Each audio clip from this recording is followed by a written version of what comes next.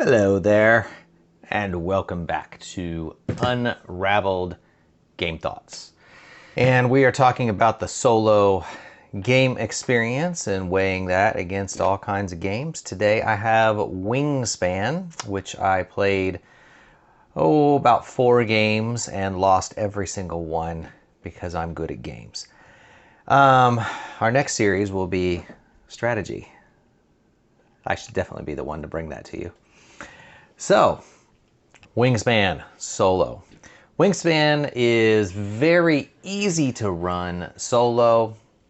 If you're familiar with this game, it's a very pleasant game, sort of an engine building, tableau building game around birds. There are just, let's see if I can hold my expansions up here. I have this large stack of birds, which is every expansion that has come out for Wingspan thus far. We have European and Oceania. There are just lots of colors and all kinds of stuff in there. You can build all kinds of things, from a nice egg strategy to a card tucking strategy to putting food on cards strategy. There's a lot of different things you can do with Wingspan. The Automa is very easy to run. I would argue I fit all of my 3 expansions into the base box here. They all fit in here. Now, I did take out the original boards. I put them in a separate box, and if we ever play over 5 players, then I will bring those out and we'll use the original boards in addition to the new boards that come with Oceania. But in general, very easy Automa run. You're gonna flip a card and you're gonna do the action on the card for the Automa, and it's really just putting a cube somewhere for the most part. The Automa doesn't really gain resources. It just gathers some eggs. It does get eggs, but that's all it gathers. It doesn't put them on birds or anything. It's either getting birds that are turned face down or birds that are faced up for their point value. Simple as that. So Automa, very easy to run. Setup, not that hard. Pretty easy setup, shuffling some cards and putting out. If you have the little trays that Stonemaier tends to include in their game, then pretty easy to set up. I even have a lovely 3D printed Wingspan tray, if you can see that there. Holds all the eggs and all the food and the little divisions there. So it's a fantastic insert for the game.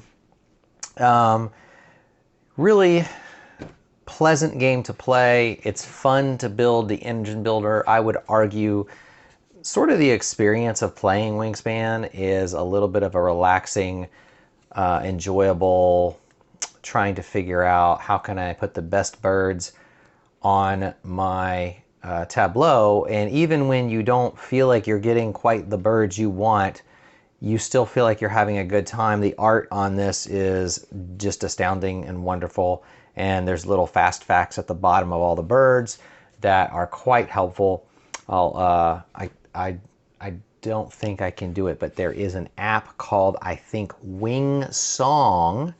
And if you didn't know this about Wingspan, this is a fun little thing. You take the Wing Song app and you hold it over the bird. It kind of looks like you're looking for a QR code, but it's looking for the bird, and it will make the sound that that bird makes. That'll either be mind-blowing and you'll waste the whole rest of your next weekend doing that, or you won't care. So that's a neat thing to look at. I will argue, after playing 4 games of this on the hardest mode I could, because I've played probably 100 games of Wingspan, I'm pretty familiar with the game. I feel like, well, if it's on hard, I should probably be able to come as close as I possibly can to beating the Automa. And it was, I don't know that it's impossible. I looked on some forums on Board Game Geek just to see if anybody else has struggled with the Automa, and it seems like it is really hard to defeat the Automa. It is a it's going to score around 120 points, and you have to really push to get your engine going in such a way that you can score anywhere close to even 100 points even with all the expansions and all the different things you can do, it's very hard to do. So I feel like the luck factor in this game was pretty significant when it comes to how challenging is Wingspan. I would say it's very challenging, but it's also very lucky. You really have to just get the cards you need to build the engine you want. And if you don't get those cards, you're not going to build that engine. And there's not a whole lot of options to be able to filter through the deck and get those cards. The expansion has a few extra things you can do, but it is not the easiest thing in the world. So I would say as a solo game, Wingspan is not going to, it's probably going to be middle of the pack because it's fun to play, but it doesn't offer the sort of mitigatable pieces of the puzzle that you can maneuver through the birds and get exactly what you want. There might be some way of doing that functionally if you could house rule some things, but I have not sat down and really tried to figure out what that would look like. I've tried the six birds in the pool like we do with most of our group games, but I didn't do that for the solo. The Automa is going to be able to pull more birds that way and higher power birds, so you're kind of giving the Automa just as much flexibility as you are giving yourself, and you're not going to necessarily score a ton more points doing that. But it might be worth exploring down the road. Or maybe the Automa only takes the top 3 and you get 6 to 9 cards to choose from. That might be worth considering at some point just to see what that does. But Wingspan, great game. Recommend it for groups. Solo, not too bad, but kind of so-so, with the luck factor being a little higher than normal.